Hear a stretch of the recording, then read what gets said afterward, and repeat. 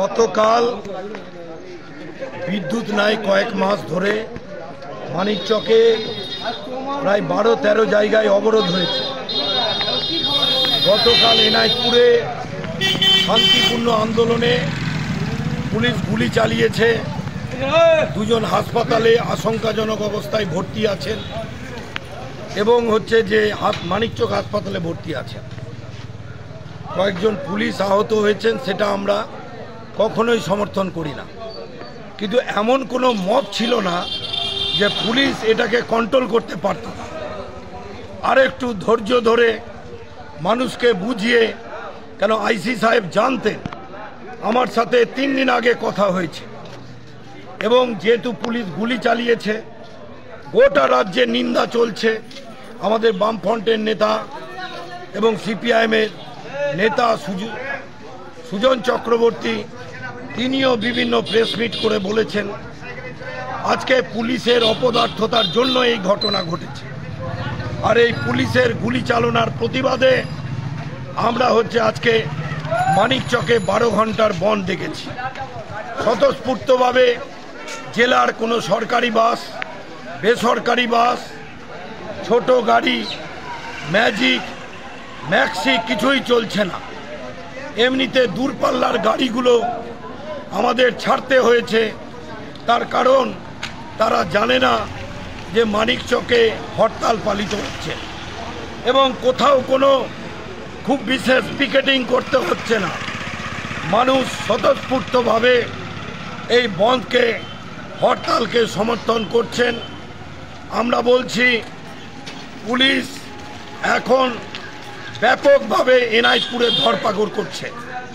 কালকে যাকে পেরেছে তাকে ধরেছে। আমি বলছি এনাফ ইজ এনাফ, এটা ঠিক হচ্ছে না।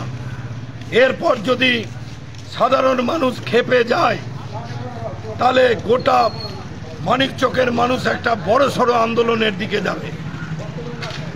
যারা প্রকৃত যে যদি কিছু করে থাকে, তাহলে এটার জন্য কেন ঘটলো, আমরা প্রাক্তন বিচারপতিকে দিয়ে এর তদন্ত দাবি করছি। এখন বিদ্যুৎ মন্ত্রী সাফাই দিচ্ছেন যে 3টে পিলারের কাজ হয়নি। আরে আপনার লোড নেয়ার ক্ষমতা আছে 50, আপনাকে দিয়ে দিয়েছে 200। ইলেকট্রিসিটিতে যারা কাজ করেন তারা বলছেন তার ঠিক হয় না, ফিডারকে ভাগ করা হয় না, টাকা বরাদ্দ হয় না, আর অপরদিকে লাইন চলে গেলে, কারো বিদ্যুৎ বিল বাকি থাকলে তাদের লাইন কেটে দেওয়া হয়। এ জিনিস আমরা প্রতিবাদ করছি। আরো বড় বিপদ আসছে। স্মার্ট মিটারের নামে গরিব মানুষকে বিদ্যুৎ থেকে বঞ্চিত করা হবে। পশ্চিমবাংলায় বিদ্যুৎ সারপ্লাস আছে, তাহলে কি আম্বানি আদানির দ্বারা বিদ্যুৎকে বিভিন্ন জায়গায় বিক্রি করা হচ্ছে? এর প্রতিবাদ জানিয়েই আমাদের হরতাল চলছে। শান্তিপূর্ণ হরতাল করছি। মানুষের কাছে আবেদন জানাচ্ছি, কোনো রকমের আইন হাতে নেবেন না। অন্যায় হলে নিশ্চয়ই প্রতিবাদ করবেন।